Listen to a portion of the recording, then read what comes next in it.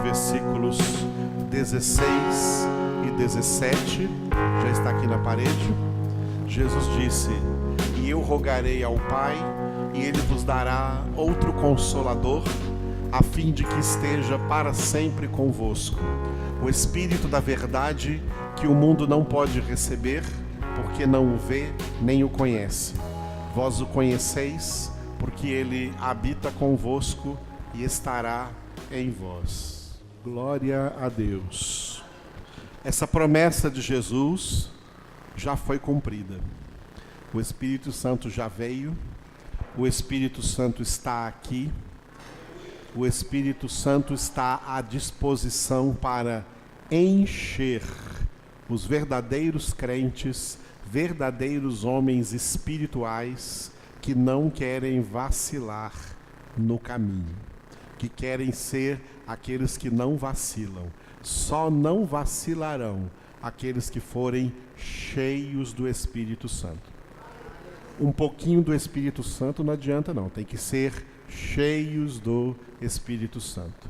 Foi assim que a igreja nasceu, de acordo com o registro de Atos dos Apóstolos, capítulo 2, versículos de 1 a 4. Vamos ler juntos. Ao cumprir-se o dia de Pentecostes, estavam todos reunidos no mesmo lugar. De repente, veio do céu um som, como de um vento impetuoso, e encheu toda a casa onde estavam assentados. E apareceram distribuídas entre eles línguas como de fogo, e pousou uma sobre cada um deles. Todos ficaram cheios do Espírito Santo e passaram a falar em outras línguas, segundo o Espírito lhes concedia que falassem. Assim foi o cumprimento desta promessa de Jesus: rogarei ao Pai e Ele vos dará outro Consolador. Este outro Consolador já veio. Essa foi a data que ele veio, aquele primeiro dia de Pentecostes, em que 120 discípulos de Jesus não estavam participando da festa de Pentecostes. Eu já preguei para vocês aqui, né? Pentecostes e o Espírito Santo não tem absolutamente nada uma coisa a ver com a outra. Pentecostes é uma festa judaica, não é uma festa cristã, é uma festa judaica. Os judeus estavam lá celebrando a sua festa e 120 cristãos que não estavam na festa estavam há 10 dias fechados em um mesmo lugar, orando e esperando o cumprimento da promessa de Jesus. E aí chegou o dia, a promessa foi cumprida, o Espírito Santo veio e, como diz aqui no versículo 4, repita: todos ficaram cheios do Espírito Santo. Quarta-feira eu preguei sobre aquele de repente que está lá em vermelho. Diga de repente. Olha só, ao cumprir-se o dia de Pentecostes, aquelas 120 pessoas, elas estavam reunidas no mesmo lugar. O que elas estavam fazendo? Elas estavam fazendo aquilo que Jesus ordenou. Esperando, perseverando em oração. Foi a nossa pregação de quarta-feira. O ordinário e o extraordinário. O ordinário é a nossa obrigação. É o que nós temos que fazer no dia a dia. O extraordinário é Deus quem realiza. Nós não temos que correr atrás do extraordinário. Nós temos que fazer o ordinário. E Deus vem com o extraordinário. O ordinário é o nosso pouco. Se formos fiéis no pouco, Deus chega com o muito. O ordinário são os nossos, é a nossa oferta. A nossa oferta de vida a Deus, ela é pequena, porque nós somos muito pequenos. Ela representa 5 pães e 2 peixes. Mas quando o extraordinário chega, Deus transforma isso para alimento para uma multidão. As igrejas foram ensinadas nas últimas décadas a buscar o extraordinário. E Deus nos manda buscar o ordinário, o que temos que fazer no nosso dia a dia, cumprir a nossa obrigação, orar sem cessar, obedecer à palavra de Deus, meditar na palavra de Deus de dia e de noite, viver assim, todos os dias da nossa vida. O extraordinário vai chegar, sabe quando? Diga, de repente. Então eu resumi aqui que nós pregamos na quarta-feira. Depois você escute, se você não estava aqui, não ouviu, tá? É de repente. De repente, eles estavam fazendo o ordinário, o que Jesus ordenou para eles fazerem. Nada de extraordinário. Estavam fazendo o ordinário. Estavam orando, estavam ali meditando nas palavras que Jesus tinha falado, estavam ali há 10 dias esperando, porque Jesus prometeu e eles creem em Jesus, porque tudo que Jesus fala é verdade, nenhuma mentira jamais saiu da sua boca. Eles estavam ali fazendo o ordinário. E quando chegou a hora, não no relógio deles, tá? Quando chegou a hora de Deus manifestar-se, então, de repente, o extraordinário aconteceu. Nesse extraordinário, né, de repente, eles tiveram uma experiência, tá? Porque o extraordinário é quando Deus se manifesta, o Deus invisível se manifesta de uma maneira visível ou de uma maneira sensível, que nós podemos captar pelos nossos sentimentos, ou que podemos captar pelos órgãos dos sentidos, ou captar pela visão, ou captar pela audição. Isso é o extraordinário, quando Deus se manifesta dessa maneira. No caso da vinda do Espírito Santo, o Espírito Santo é Deus. A manifestação foi audível e visível. A manifestação audível, repita ali, ó, veio do céu um som como de um vento impetuoso e encheu toda a casa onde estavam assentados.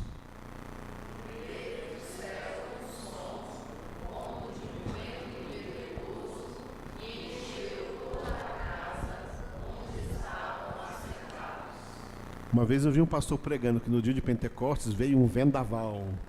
Não, não veio nenhum vendaval. Veio só o som.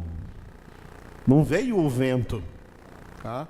Não veio o vento, não teve ventania nenhuma, não. Veio, eles estavam lá, esses 120 só ouviram um som comparável ao som de um vento impetuoso.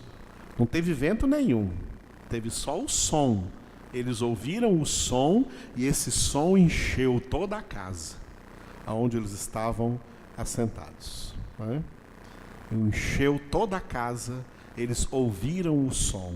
Essa foi a manifestação audível.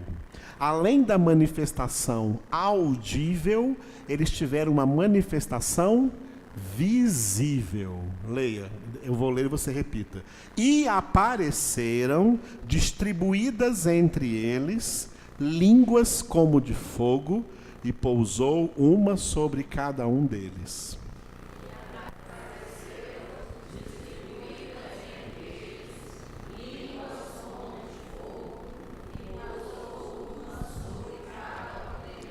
Essa foi a manifestação visível.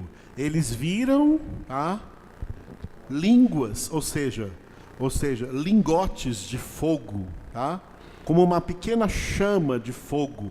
Isso foi visível. Eles viram, todos que estavam ali presentes viram que sobre a cabeça de cada um deles, sobre a cabeça de cada um deles, tá, uma chama de fogo, uma língua de fogo, uma chama de fogo. Essa língua aqui não tem nada a ver com falar em línguas, que falaram depois aqui, tá?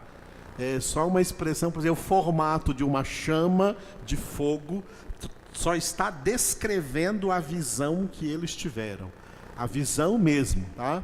Uma visão que deu para ver com os olhos materiais, tá? Viram esse fogo, todos eles tiveram a mesma visão e viram uma chama de fogo sobre a cabeça de cada um dos que ali estavam presentes.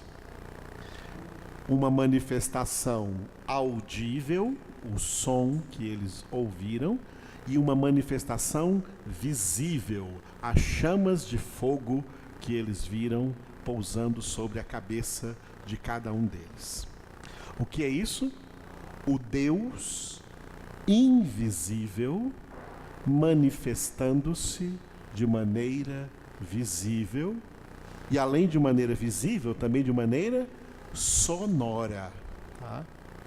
Ou seja, Deus, amados, nós não podemos vê-lo, porque Ele é invisível. E nós não podemos senti-lo. Nós não podemos sentir Deus. Eu estou sentindo aqui a presença de Deus. Ninguém sente a presença de Deus. Se algum de nós sentir a presença de Deus, morre na hora.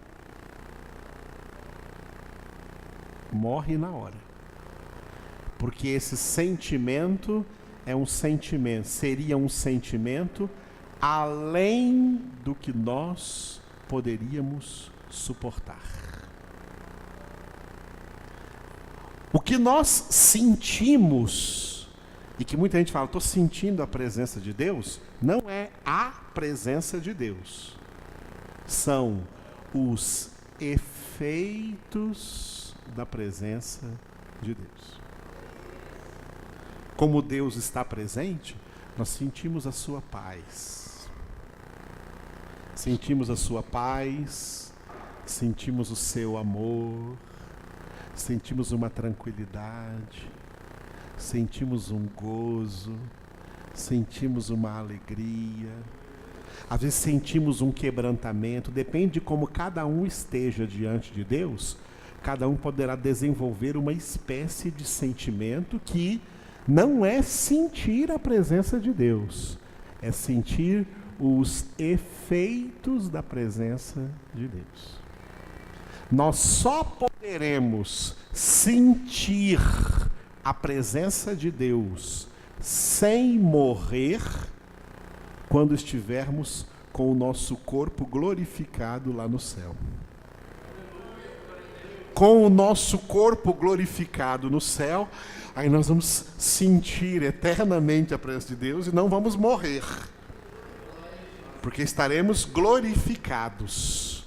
Por isso é que nem olhos viram, nem ouvidos ouviram. Olha assim, tudo isso são órgãos dos sentidos. Nem olhos viram, nem ouvidos ouviram, nem o coração humano imaginou o que Deus tem preparado para aqueles que o amam.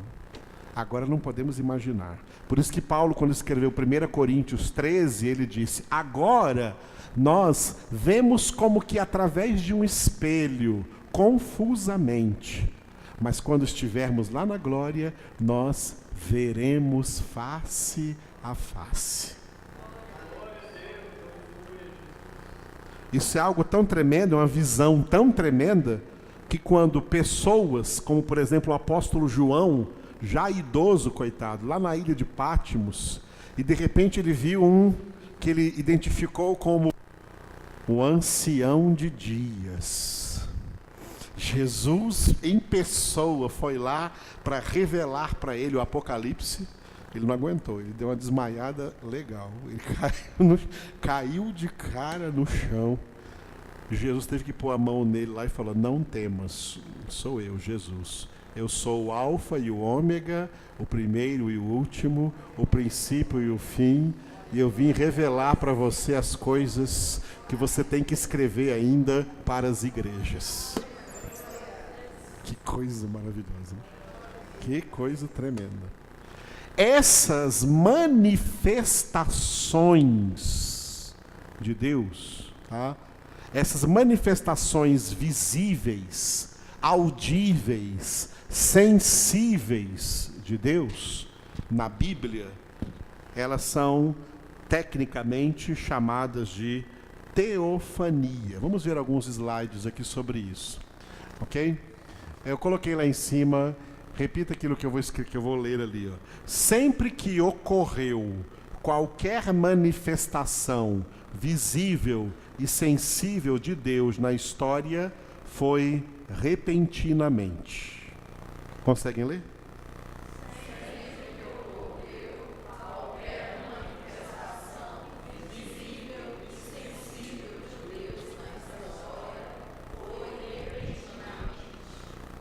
Repentinamente significa que as pessoas que foram testemunhas dessas manifestações não estavam esperando. Foi, ó, de repente. De repente significa não programado pelo homem. Não programado pelo homem. E tem homens aí, tá, que querem ficar programando manifestação de Deus. Olha, eu marquei uma data, já combinei com Deus, ele vai estar lá presente, tá? E ele vai manifestar assim, assim, assim. Vem todo mundo que você vai ver a manifestação. O homem não determina, não, é Deus quem determina. Todas as manifestações de Deus foram inesperadas pelas pessoas que as testemunharam. Moisés não estava esperando e de repente ele viu a sarça ardendo. De repente ele viu a sarça ardendo. Josué, assim que atravessaram o rio Jordão, não estava esperando e de repente ele viu Jesus. Ele não conheceu o que era Jesus e Jesus estava com uma espada desembainhada. E ele olhou para ele como um grande soldado, um grande guerreiro com uma espada desembainhada. Você está do nosso lado ou contra nós? Ou contra nós? Não, eu estou com vocês. Pode ir lá e conquistar Jericó. Era Jesus com a espada desembainhada. E a espada representa a palavra de Deus. Josué não estava esperando isso, mas aconteceu. Tá? Mas aconteceu. Essas manifestações não estavam sendo esperadas pelas pessoas. Abraão estava lá na casa dele, na tenda, na casa, não morava em tenda. Ele não teve casa, Abraão, só tenda. Ele saiu da casa que ele tinha, era do pai dele, e saiu para ficar morando em tendas, como nômade, na terra de Canaã. Estava lá na sua tenda e Sara lá dentro, cuidando das coisas da tenda. E ele não estava esperando. De repente, ele viu 3 homens se aproximando. Depois ele ficou sabendo que 2 eram anjos e um era o próprio Jesus. Que coisa, que visita que Abraão recebeu, hein? Visível. Sara, prepara aí, mata o cordeiro aí, mata o animal aí. Vamos fazer um churrasco aqui para essa turma que chegou agora. Coisa linda. Depois os 2 anjos saem para destruir Sodoma e Gomorra, e Jesus fica ali com Abraão, e Abraão orando, né? Senhor, se tiver lá 50 justos, não matarei. 40, não matarei. Assim por diante. Até 10. 10? Não matarei. Por favor, por amor dos 10 justos, não destruirei as cidades. Mas não tinha lá isso, as cidades foram destruídas. Abraão estava esperando? Repentinamente, esses 3 homens surgiram. As manifestações de Deus, amados, são repentinas. Se Deus tivesse um propósito de manifestar aqui agora para nós nessa noite de maneira visível, Ele faria isso não porque nós merecemos, não porque nós nos preparamos para isso e não porque nós determinamos que isso aconteça. Ele faz isso se e quando Ele quer. O que Ele quer de nós é que a gente viva sem esperar isso, sem esperar essas coisas. Isso é viver pela fé. Viver pela fé é viver sem ver. Não é vendo, é sem ver.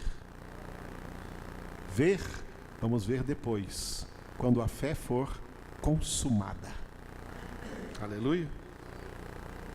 Então, segunda frase que coloquei ali, né? Ainda definindo a manifestação. Quando o sobrenatural irrompe de maneira altamente perceptível em meio ao natural. Repita.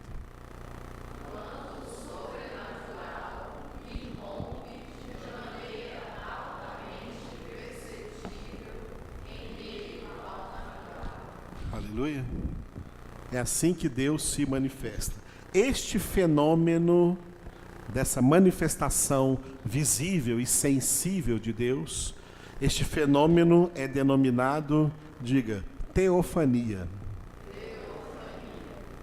Os técnicos que montaram essa palavra aí, teofania, pegaram uma palavra da língua grega, que é tel e é Deus, e uma palavra da língua hebraica, que é fania, e que é rosto ou face. E aí juntou, formaram a palavra teofania, que significa, diga, face de Deus. Literalmente, teofania é face de Deus. Mas a definição técnica é manifestação visível e sensível do Deus invisível. Repita. Manifestação visível e sensível do Deus invisível. Aleluia. Quando isso acontece? Quando Deus quiser. Quando Deus quiser que aconteça. Isso não é programado por homens, isso não é programado por igrejas, isso não é programado por ninguém, a não ser por Deus. Aleluia. Por que razão? Principal razão de uma teofania. A principal razão das teofanias, das manifestações visíveis e sensíveis do Deus invisível, já foi cumprida. A principal razão era a inspiração da Bíblia Sagrada. Diga, a revelação da Escritura. Porque Deus muitas vezes no Antigo Testamento se manifestou. Porque no ano da morte do rei Uzias, o profeta Isaías estava lá e de repente ele viu o céu aberto e viu o trono de Deus e as abas das suas vestes enchiam o templo, serafins estavam por cima dele, cada um tinha 6 asas, com 2 cobriam o rosto, com 2 cobriam os pés, e com 2 voavam e clamavam uns para os outros, dizendo: Santo, Santo, Santo, é o Senhor Deus dos exércitos, os céus e a terra estão cheios da sua glória. Por que razão Isaías está vendo isso? E é uma visão tão clara que ele conta a visão com detalhes. Se não estivesse vendo, é impossível estar inventando. Não é verdade? Ele estava vendo. Por que ele estava vendo? Porque ele estava escrevendo um livro aqui. Porque Deus estava revelando para ele palavras a serem escritas. As teofanias aconteceram, na sua maioria, para que a Bíblia fosse escrita por aqueles que testemunharam essas teofanias. Então eles escreveram. Por que Deus quis que eles escrevessem? Para depois nós, que já temos agora tudo escrito, não precisemos de teofanias. Deus não quer que nós precisemos de teofanias. Ele quer que nós creiamos sem ver nada. Creiamos na palavra. Por isso a fé não vem pelo ver. A fé vem pela palavra. Para que a nossa fé não seja baseada em coisas que nós enxergamos, mas em coisas que não vemos. Porque as coisas que vemos são passageiras, as que não vemos são eternas. Quando Moisés descia do monte Sinai, o rosto dele vinha brilhando. Aí ele pediu que colocassem uma venda, né, um véu sobre a sua cabeça, para que o povo não percebesse a hora que aquela glória ia passar. Porque aquela glória era passageira. Aquela glória era passageira porque aquela aliança do Antigo Testamento, a aliança sinaítica, a aliança do Monte Sinai, era provisória, era passageira. A verdadeira glória está em Jesus. Jesus é o Verbo de Deus, a palavra de Deus. O que se vê é passageiro, mas o que não se vê é eterno.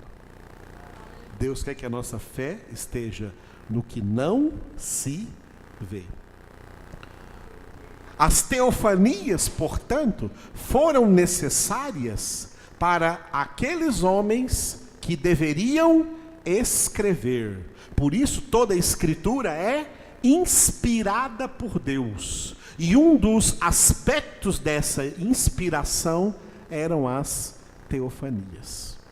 Ok? Então, agora a última frase que eu coloquei ali, ó. O plano de Deus para os crentes é que a sua fé venha pelo ouvir a palavra revelada, não por ver ou sentir alguma manifestação especial. Leia.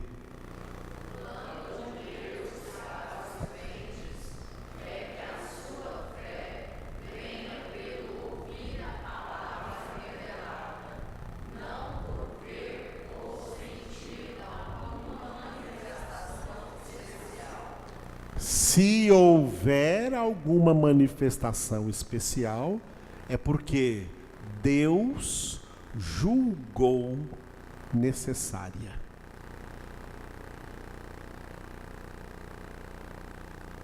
Ok? Por que eu não vejo nada? Por que não acontece nada? Amado, já aconteceu tudo.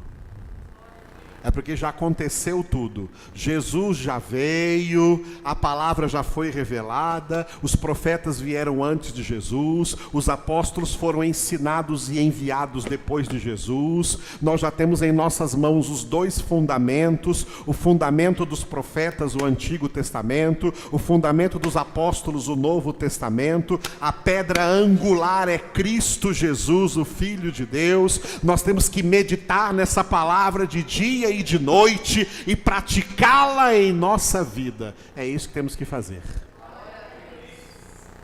Deus não precisa aparecer para nós, não. Mas seria tão legal. Cresce. Cresce, seja maduro, para de ser criança.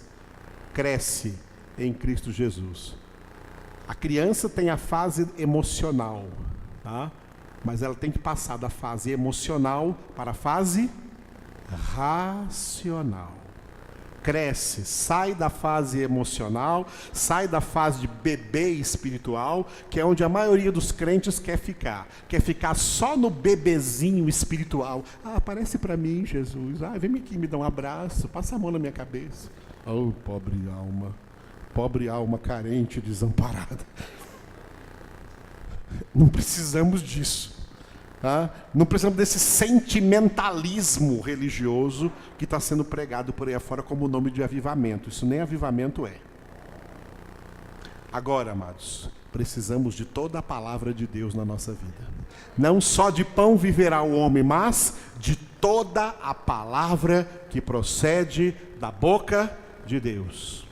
Sejamos racionais e que a razão mande, não as emoções, nem a vontade, porque somos homens espirituais e o homem espiritual tem a mente de Cristo. Cristo formado em nós. Aleluia. Glória a Deus. Por isso, alimento sólido é o que estamos recebendo. O leite espiritual, O leite espiritual é para o Isaac ali, o leite espiritual ali, para o filho do Mariano ali. Agora é o leitinho espiritual. Tem muito crente daquele jeito ali, só com leitinho espiritual. Nós temos que crescer para o alimento sólido. Por isso eu coloquei 3 versículos chaves nesse próximo slide, né, acerca disso que eu falei para vocês. O primeiro versículo é Romanos 10:17, que é muito interessante aqui nessa tradução nossa, na Bíblia revista e atualizada. E assim a fé vem pela pregação, e a pregação pela palavra de Cristo. Repitam.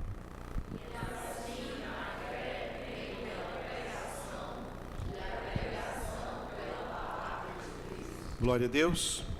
Eu estava estudando profundamente na língua grega esse versículo, e eu percebi lá na língua grega que ele realmente não tem o verbo ouvir, como aparece na revista e corrigida. A fé vem pelo ouvir. Não está escrito isso não.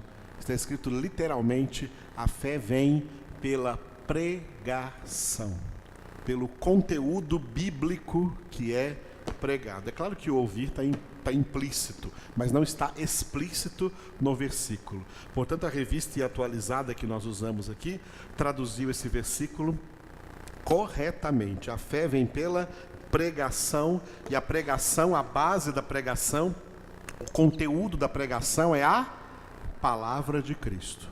Para essa palavra chegar até nós, aconteceram muitas teofanias, mas agora que nós já temos essa palavra, não precisamos das teofanias, só precisamos da palavra. Só precisamos da palavra. É por isso que Martinho Lutero disse há 500 anos atrás: sola Escritura. Sola Escritura, sola fide, sola gratia, solus Christus, soli Deo gloria. Somente a Escritura, somente a fé, somente a graça, somente Cristo e somente a Deus toda a glória. Essas palavras resumem a reforma protestante que completou aí 500 anos no dia 31 de outubro. Tá? Sola Escritura.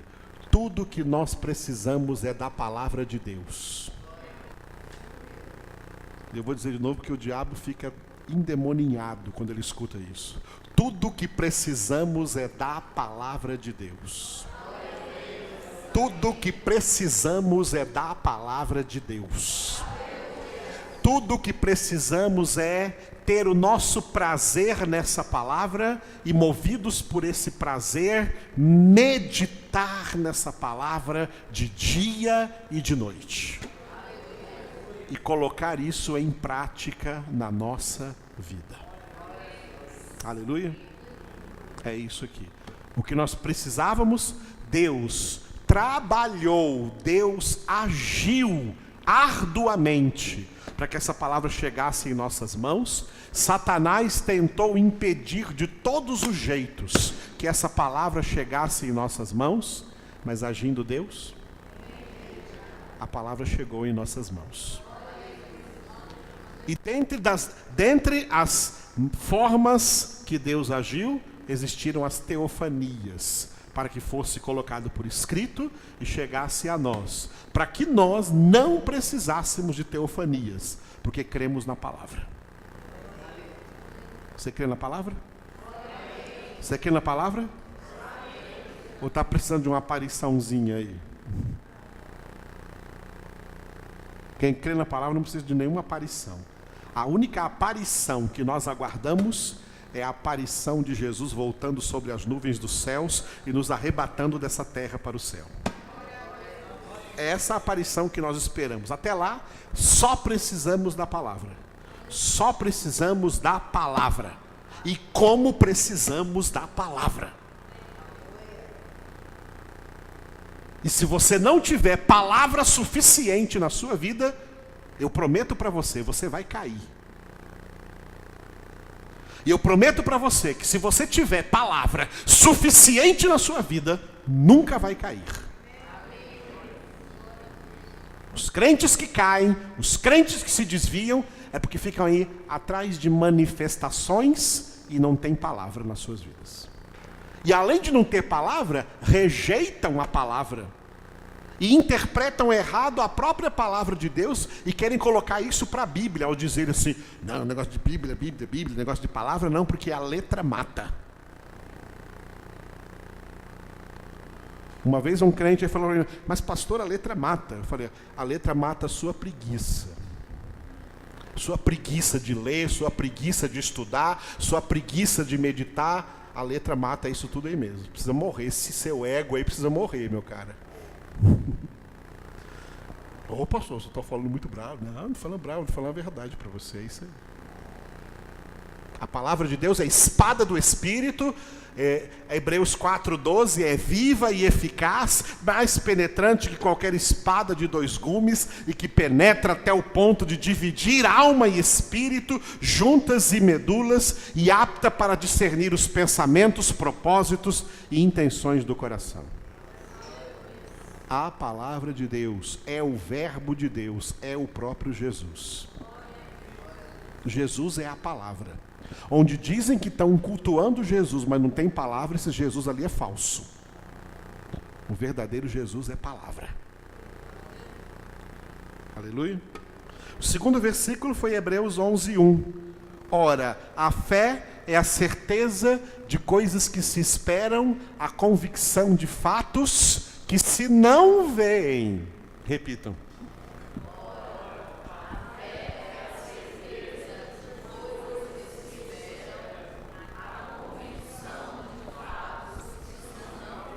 Aleluia. 2 coisas que definem fé, diga, certeza e convicção. Certeza e convicção. Acaso tem incerteza e dúvida? A fé é um tiro no escuro. Quem que inventou isso? Isso é mentira. A fé é um passo no escuro. Quem inventou isso? Mentira. Eu não sei direito o que eu vou fazer, não, mas vou fazer pela fé. É errado, isso não é fé, não. Fé é saber exatamente o que vai fazer. Fé é saber exatamente o passo que tem que dar. Fé é ter certeza. Fé é ter convicção. Esse negócio de fé aí, que é um tiro no escuro, isso é mentira, essa fé é falsa. A fé verdadeira, que nos traz a verdade, a palavra de Deus, ela traz certeza, ela traz convicção. Sabemos muito bem o que estamos esperando, certeza de coisas que se esperam. Estamos esperando Jesus voltar para nos buscar. Isso é certeza. Estamos esperando Jesus voltar para nos buscar. A fé é certeza de coisas que se esperam. E a convicção de fatos que se não veem. Não estou vendo Jesus aqui agora comigo, mas Ele está aqui. Não estou vendo o Espírito Santo, mas Ele está aqui. Não estou vendo o Pai, mas Ele está aqui.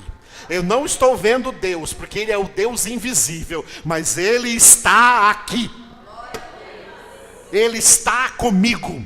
Ele habita em mim. Isso é convicção. Não estou vendo isso, mas tenho essa convicção. Isso é a fé. Eu não preciso ver nada para crer. Quem precisou ver para crer foi Tomé. O que aconteceu depois da ressurreição de Jesus? Que Jesus marcou uma congregação com os discípulos todos os dias.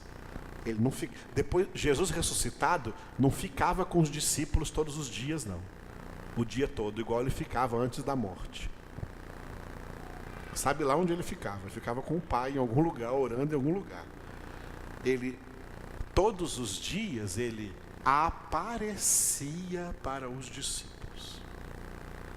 Todos os dias os discípulos estavam reunidos, tinha uma reunião de portas fechadas, e mesmo com as portas fechadas, Jesus aparecia no meio deles e falava, paz seja convosco.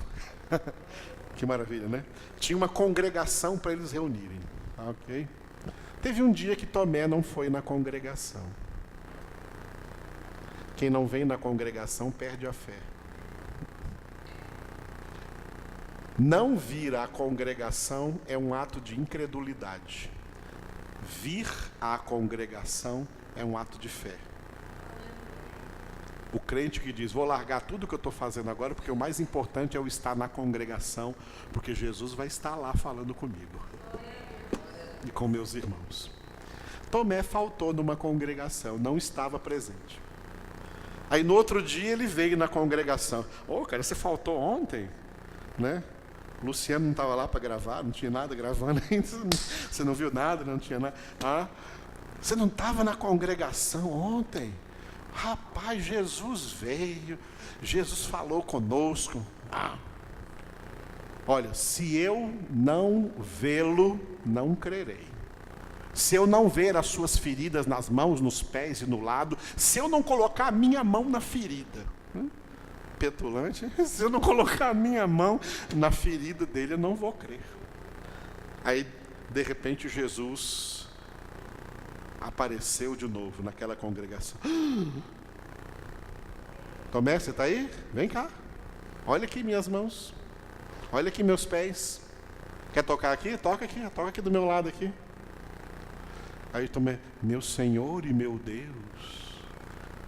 Aí disse-lhe Jesus, porque viste, creste? Bem-aventurados os que não viram e creram. Repita. Disse-lhe Jesus, porque me viste, creste? Bem-aventurados os que não viram e creram. Aleluia. Palavra de Jesus aqui para o Tomé. Para o Tomé. Faltou na congregação, né? Aí já quem falta numa congregação, na outra já vem incrédulo. Quando vem? Já vem incrédulo. Porque na congregação a palavra de Deus traz fé ao seu coração. A pregação da palavra alimenta de fé o seu coração, alimenta a sua alma. Essa fé precisa ser alimentada a cada dia. O justo viverá pela fé, e essa fé tem que ser alimentada a cada dia. E aqui na nossa congregação, cada reunião é um rodízio espiritual. Você sai daqui empanturrado de alimento espiritual, de palavra de Deus. Aleluia, amados. Então, 3 textos, existem muitos outros, tá?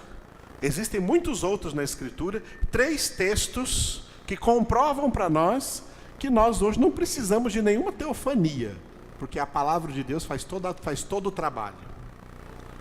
A palavra de Deus faz toda a obra.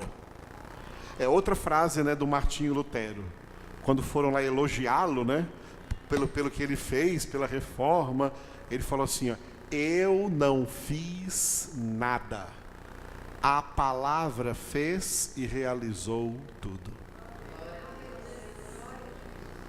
É a palavra que opera em nossas vidas. Aleluia.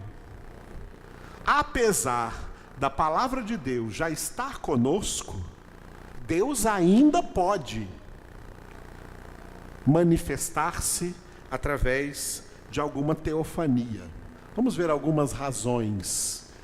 Outras razões plausíveis para uma teofania. Eu coloquei ali 4 razões. 4 razões plausíveis para uma teofania. Mesmo agora, depois que a palavra já está em nossas mãos.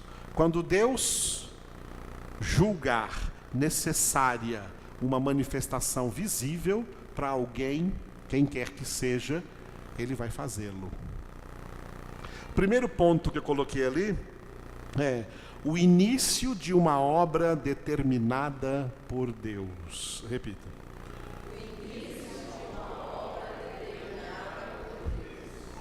Sempre que alguma coisa nova estava acontecendo, houve uma teofania.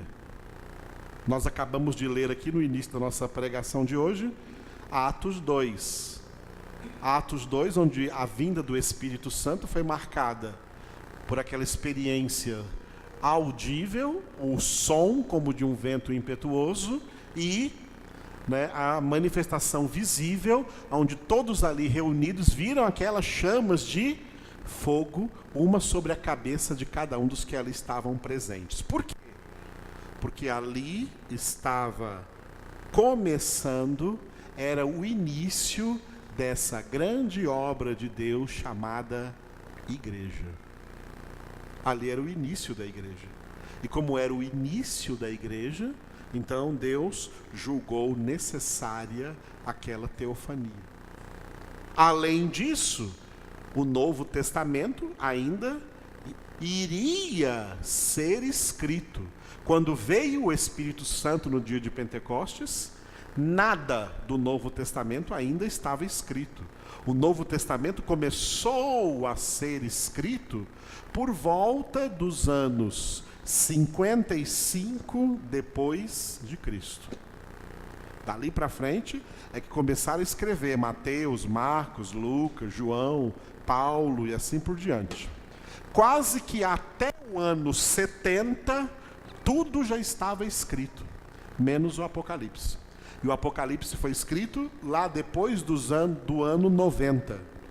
Entre o ano 90 e o ano 95, antes de completar os primeiros 100 anos da era cristã, antes de terminar o primeiro século da era cristã, o Novo Testamento todo já tinha sido escrito.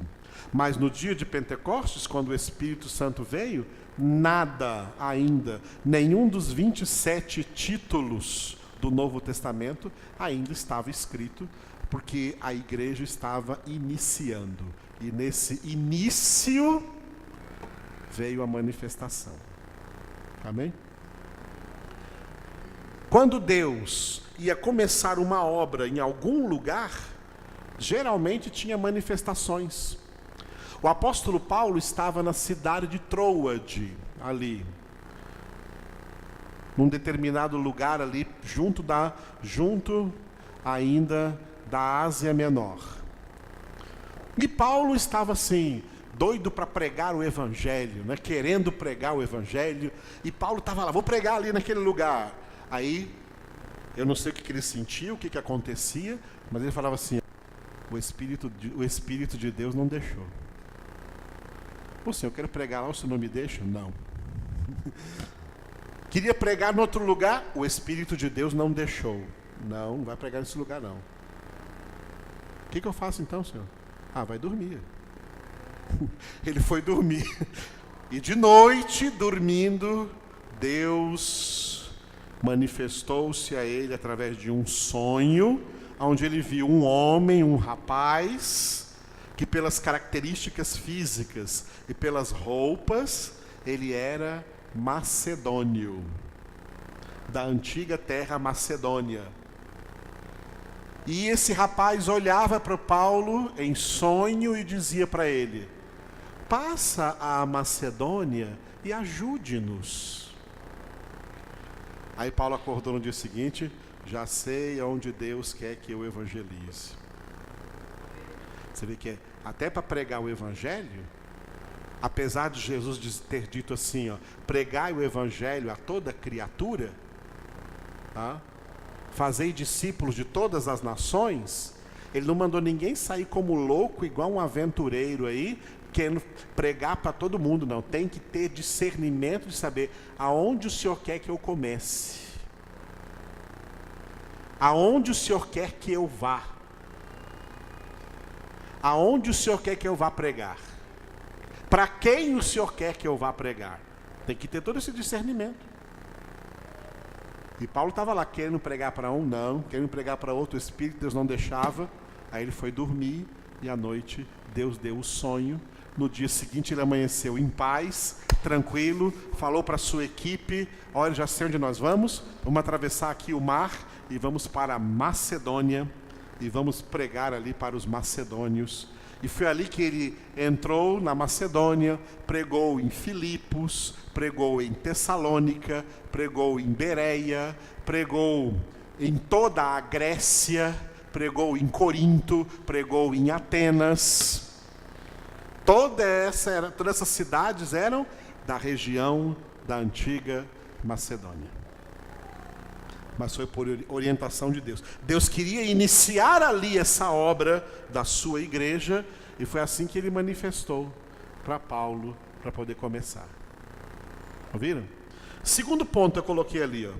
No Antigo Testamento, as manifestações exteriores eram necessárias pela impossibilidade da plenitude do Espírito Santo no interior das pessoas. Repitam.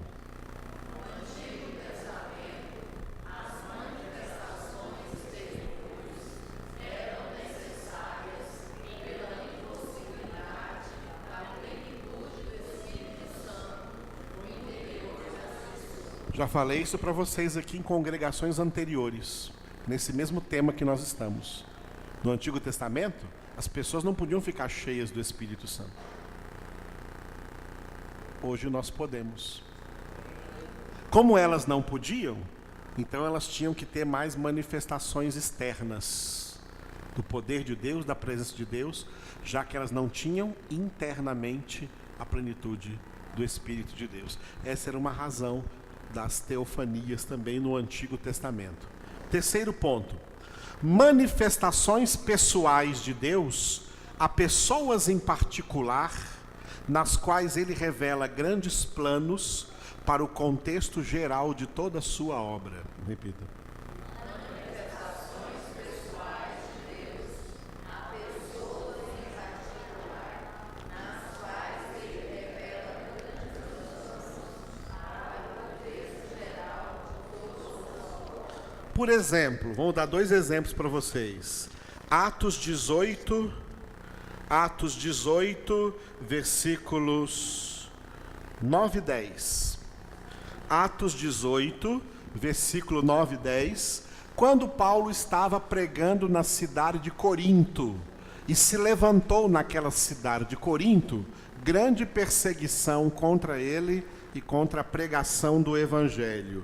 Olha o que de repente aconteceu à noite, né?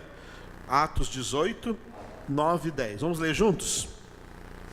Teve Paulo durante a noite uma visão, em que o Senhor lhe disse: não temas, pelo contrário, fala e não te cales, porquanto eu estou contigo, e ninguém ousará fazer-te mal, pois tenho muito povo nesta cidade.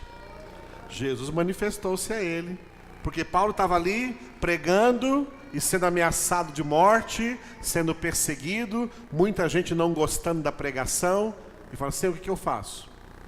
E aí Jesus de noite falou com ele: fala e não te cales, não tenha medo dos perseguidores não, eu tenho muito povo aí nessa cidade, tá? E aí o que aconteceu? Olha o resultado, versículo 11: e ali permaneceu 1 ano e meio. Paulo ficou em Corinto 1 ano e meio, 1 ano e 6 meses, ensinando entre eles a palavra de Deus. Aleluia. Vamos ver outro. Depois que Paulo foi preso, né, também estava sendo ameaçado ali de morte, ele havia apelado para César, porque ele era cidadão romano, foi a única forma dele escapar das mãos dos judeus que queriam matá-lo. Foi dizer: não, eu sou cidadão romano, e como cidadão romano eu apelo para César, porque ele então viveria mais tempo, e nesse mais tempo que ele viveria, ele teria mais tempo de pregar o Evangelho. Esse era o zelo de Paulo. E enquanto ele estava preso, Atos 23, 11, veja aí agora, Atos 23, 11. Atos 23, 11. Amém? Juntos. Na noite seguinte, o Senhor, pondo-se ao lado dele, disse: coragem, pois do modo por que deste testemunho a meu respeito em Jerusalém, assim importa que também o faças em Roma. Você consegue visualizar essa cena? Paulo está lá na cadeia, Paulo está lá na prisão, e de repente ele vê Jesus sentado do lado dele. No mesmo banquinho lá, sentado do lado dele. Coragem, não tem medo não. Você deu testemunho de mim em Jerusalém, tá? E você vai dar testemunho de mim lá na capital do Império Romano. Você vai dar testemunho de mim em Roma. O que Jesus está dizendo para ele? Ninguém vai te matar até você chegar lá, porque eu vou estar cuidando de você. E Paulo foi, passou por naufrágio, perigo de morte, mas não morreu. E chegou a Roma e termina o livro dos Atos dos Apóstolos, nele numa prisão domiciliar, que ele mesmo pagava o aluguel, preso com algemas, mas recebendo romanos lá, pessoas da cidade de Roma, todos os dias, casa cheia, e Paulo pregando para eles a palavra de Deus. Viram? Mas Jesus apareceu para ele lá na prisão. Porque Jesus julgou necessário aparecer lá para ele e encorajá-lo. Continua, tá? Continua, porque a sua missão não vai acabar ainda nessa prisão, não. Você vai testemunhar lá em Roma. Tá vendo? Quando Deus tem os seus planos, então, e ele acha necessário uma manifestação dessas, ele o faz. Ok? Por que Deus não aparece para mim, mas eu fazer alguma coisa? Porque tudo que Ele quer que você faça está escrito aqui. Ó. Se você não obedece a palavra, Ele não vai aparecer para você para dizer você fazer, mandar você fazer nada, não. Ele aparece para quem obedece a palavra dele. Olha, você é um cara tão obediente que eu apareci que você tem que fazer isso, isso e aquilo. Então não espere manifestações, tá? Manifestações externas, visíveis. Faça o que você tem que fazer. E se Deus quiser algo mais extraordinário com você, de repente vai chegar. De repente vai chegar. E o último ponto que coloquei, né? Manifestação pessoal e especial de Deus a eleitos que por quaisquer circunstâncias não seriam alcançados pelo ministério da pregação da palavra. Leiam.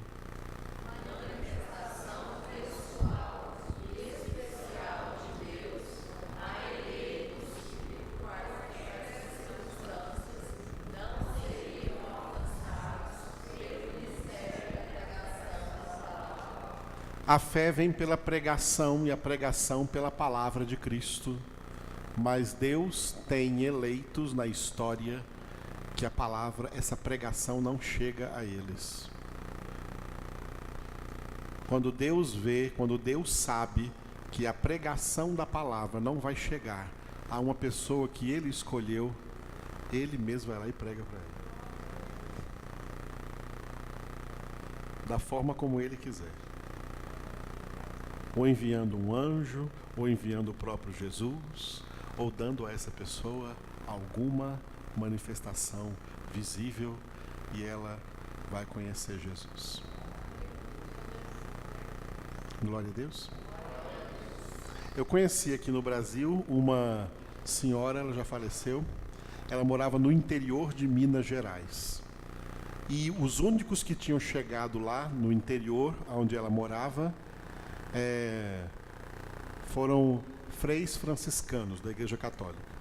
A encher a casa dela de imagens de santos e colocaram lá altar e falaram que ela tinha que rezar todos os dias naquele altar, colocaram o terço nas mãos dela e fizeram dela uma católica ali, né, para ficar rezando essas coisas ali. Eu a conheci depois da conversão dela. A conversão dela foi assim, a gente ia na casa dela e ela contava. Ela era viúva e não tinha mais, os seus netos todos morreram. Ela era única da família, não tinha ninguém por ela. Morava sozinha numa tapera distante da civilização, no meio de Minas Gerais. Aí ela contava assim, ó.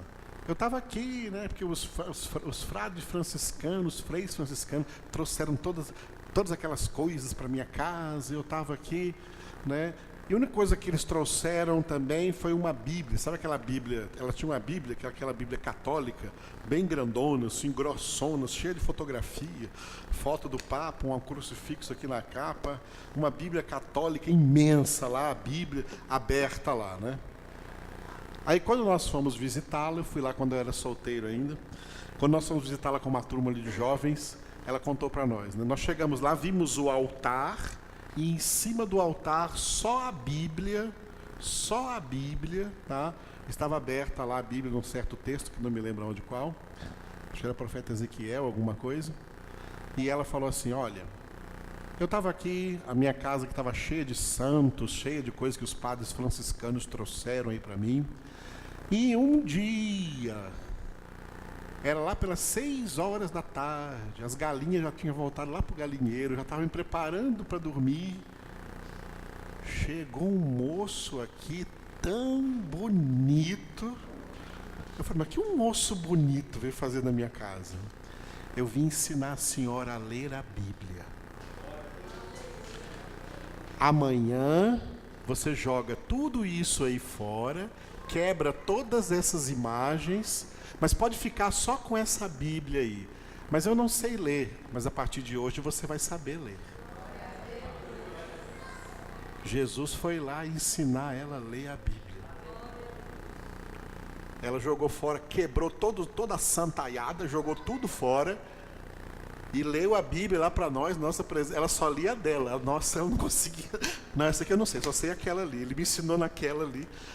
Ela lia direitinho a Bíblia. Que maravilha, melhor do que gente que tinha sido alfabetizada.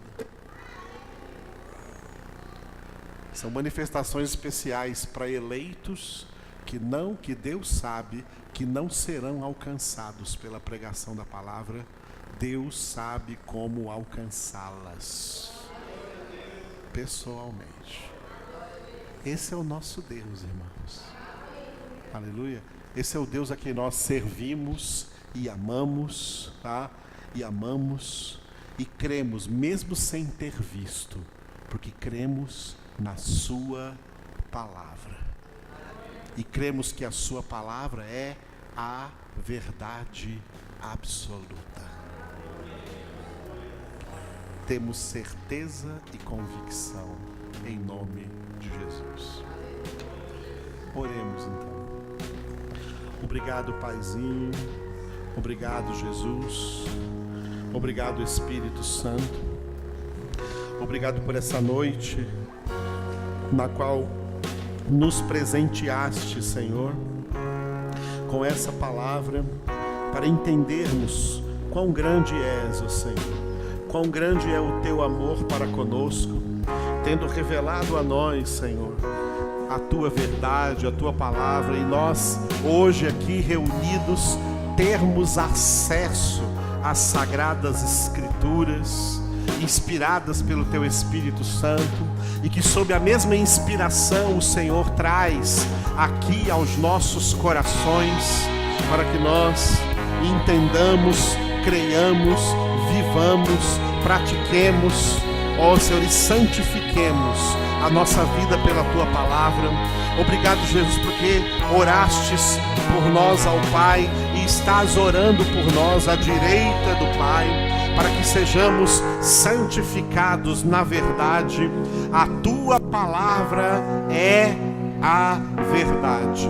Obrigado, Senhor, por tão grande manifestação do Teu amor, do Teu poder em nossas vidas. Damos graças ao Senhor, nos entregamos a Ti, colocamos tudo o que somos e temos em Tua presença, que a Tua misericórdia e a Tua santidade encha os nossos corações, em nome de Jesus. Abençoa todos que vieram essa noite para receber essa palavra, Senhor, que com certeza o Senhor fez arder dentro dos seus corações.